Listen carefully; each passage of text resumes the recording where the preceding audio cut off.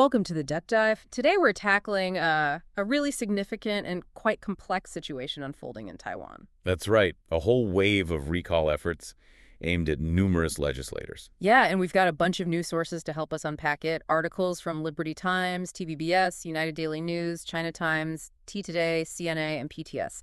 So a pretty broad spectrum. It is, and what's useful here, I think, is seeing how these different outlets cover the same basic events. You get, the core story, but also different angles. Exactly. So our goal today is really to give you, our listener, a clear, concise look at these recalls, the controversies, the politics involved, without hopefully getting lost in the weeds. Let's try. Okay, so let's dive in. I mean, the sheer number of these recall attempts is, well, it's pretty striking, isn't it? It really is. This isn't just one or two isolated cases. We're talking about efforts popping up all over. Like where specifically? Well, the sources mention Keelum, New Taipei City, Taipei itself, Taoyuan, Hsinchu, both county and city Miaoli, Taichung, Changhua, Nantu, Yunlin, even out east in Hualien and Taichung. Wow. So it's really across the board. It underscores a certain level of political tension, maybe? Potentially, yes. Or at least very active political engagement from certain groups. And some of these groups have pretty direct names, like in Keelum or Bamkiao's, which is basically remove hung, unacceptable. Very pointed. And others mentioned are Yunlin and Zlalia, but it's crucial to remember, as the reports stress, That it's the Central Election Commission, the CEC, that ultimately decides if these go forward, right? Precisely. They have to check if the petitions meet all the legal requirements, including signature thresholds and validity. These are efforts right now.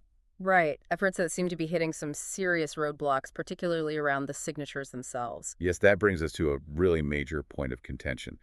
These allegations of forged signatures and ghost voters. Ghost voters, meaning people who were deceased. Apparently so, yes. Signatures supposedly from people who have passed away. This has triggered some pretty serious legal investigations. Like the searches we read about?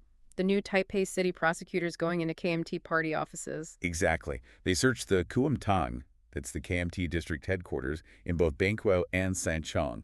That's definitely an escalation. Yeah, you don't search major party offices lightly. No, you don't. Yeah. And it wasn't just a quick look around. Reports say numerous people were questioned, and several key figures were either detained or had to post bail. Who are we talking about here? Well, names mentioned include the KMT director in Banquo, Shi Qingjian-wen, the executive director in Sanchong, Lo Taiyu. Okay, so party officials. Yes, and also leaders of specific recall campaigns against DPP legislators, that's the Democratic Progressive Party.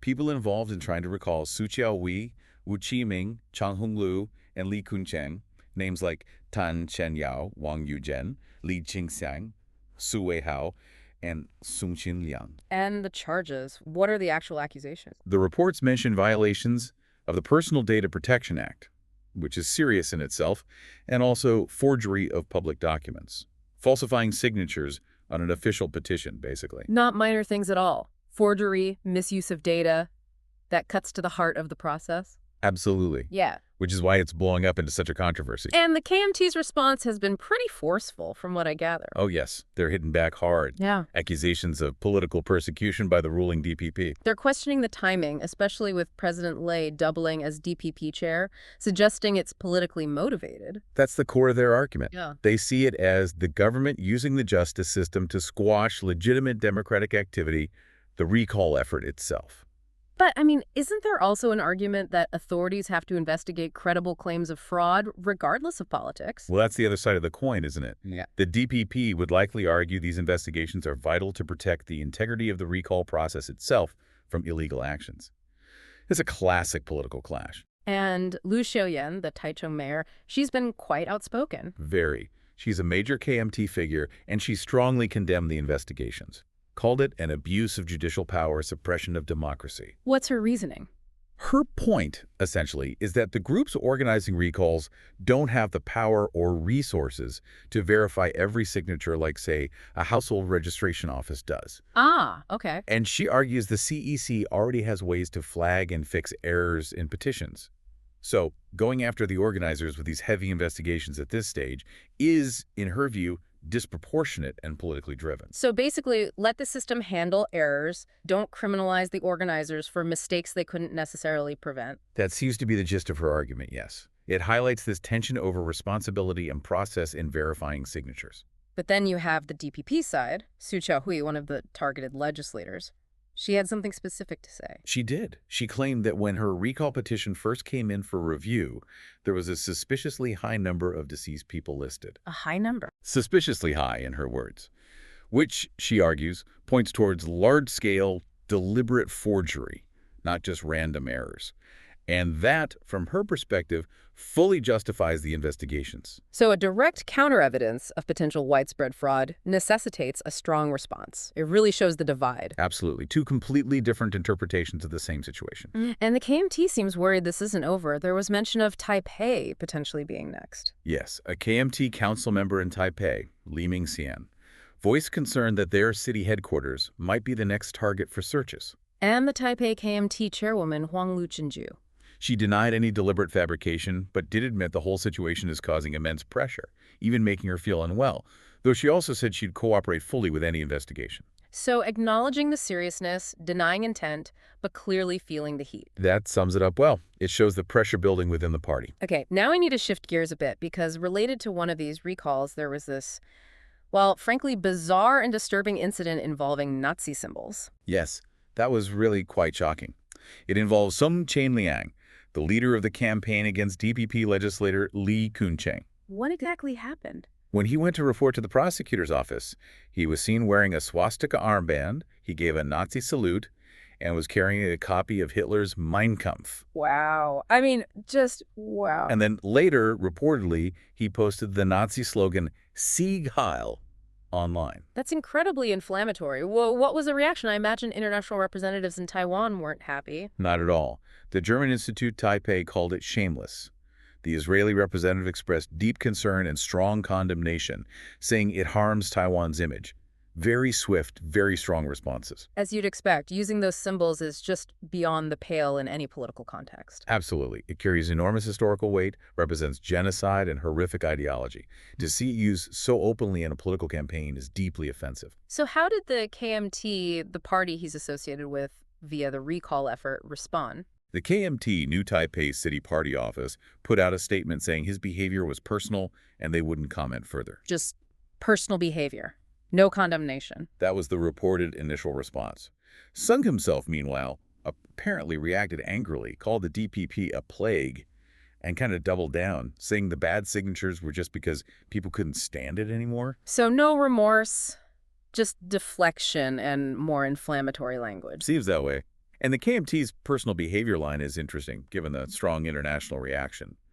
Maybe trying to distance themselves without directly confronting him. It's also been pointed out this isn't the first time something like this has come up with KMT-affiliated groups, right? There was a Youth League incident before. That's right. Some sources did bring that up. The KMT Youth League had a past incident involving Nazi salutes that drew criticism. Yeah. So this latest event kind of reopens those old wounds and questions. Raises questions about sensitivity or understanding within parts of the party, perhaps. It certainly could. The recurrence is notable. And Li Kuomintang, the legislator being targeted by this specific recall, he's pushing back. Yes, he's publicly demanded that the main KMT chairman, Eric Chu, clarify his stance. Don't just say it's personal, basically. Take a clear stand on Song's actions. Understandable. Silence or evasion from the top leadership in the face of something like this, it sends a message, intended or not. Exactly. The pressure is on Chu to address it directly. Okay, so beyond the immediate drama of the investigations and this Nazi symbol incident, what are the bigger political ripples here? How might this affect things down the line, especially within the KMT? That's a really important question, and the sources suggest this could significantly impact internal KMT dynamics. How so?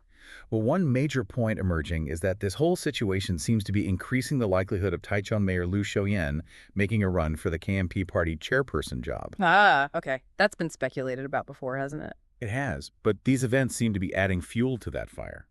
The report suggests three main reasons why this might be pushing her towards it. What are they? First, there's apparently a growing feeling inside the KMT that they need stronger, more decisive leadership, especially after the last election and now facing these recall controversies. A sense that the current leadership under Eric Chu isn't cutting it, perhaps? That seems to be the undercurrent, yes, a desire for a more assertive direction. Okay, reason one, need for stronger leadership. What's two? Second, the reality is, even if Mayor Liu wants to focus just on Taichung, major political events like this criticism from the DPP, internal party issues inevitably draw in top figures like her.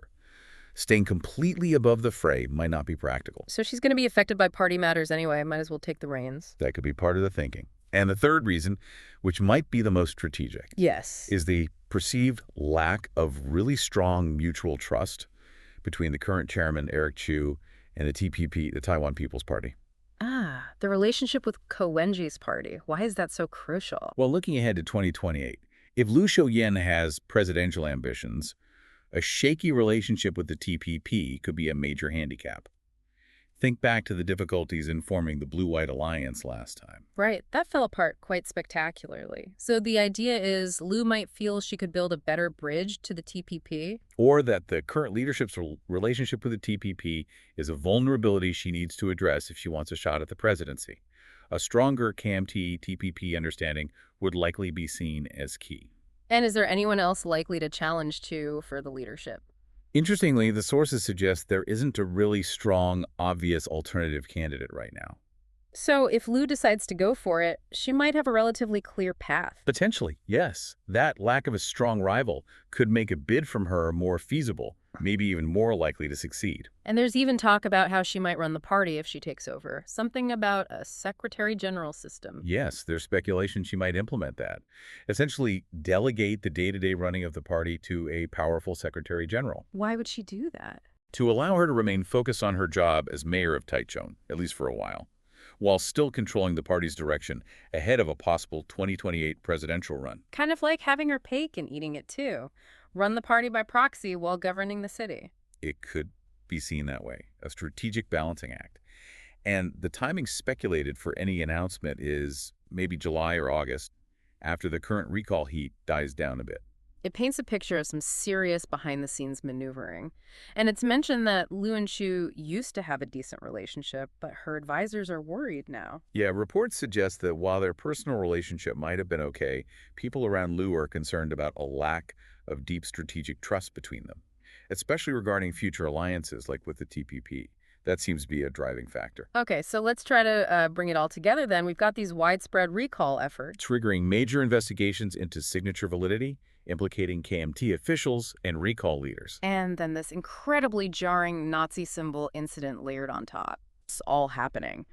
While there seems to be this potential power shift brewing within the KMT, possibly centered around Liu Shoyen challenging for the leadership. It's a lot of interconnected pieces. These aren't just separate stories. Not at all. They feed into each other. The recalls reflect political tension. The investigations raise questions about democratic integrity. The Nazi symbols are just deeply problematic. And the internal KMT stuff shows the potential fallout. So what for our listeners, why does this matter? Well, I think it really highlights the intense political polarization in Taiwan right now. It shows how high the stakes can be with things like recalls. And the allegations flying around forgery, political persecution, they really test public trust in the whole democratic system, don't they? They absolutely do. When trust in the basic processes erodes, it can be very damaging. And of course, any leadership change in a major party like the KMT could significantly alter Taiwan's political landscape moving forward. It's definitely a period of significant political churn in Taiwan. The results of the recalls, the investigations, the KMT leadership question lots of moving parts. Indeed. A situation worth watching closely as it continues to develop. Absolutely. And maybe a final thought for everyone listening. As you process all this, think about how the actions of everyone involved, the recall groups, the parties, the prosecutors, might shape that public trust we mentioned. How might it affect faith in democratic institutions long term? And maybe also consider the media's role. We looked at multiple sources. How does the way these events are reported influence public perception? Something to mull over. Definitely food for thought. Thanks for taking this deep dive with us today.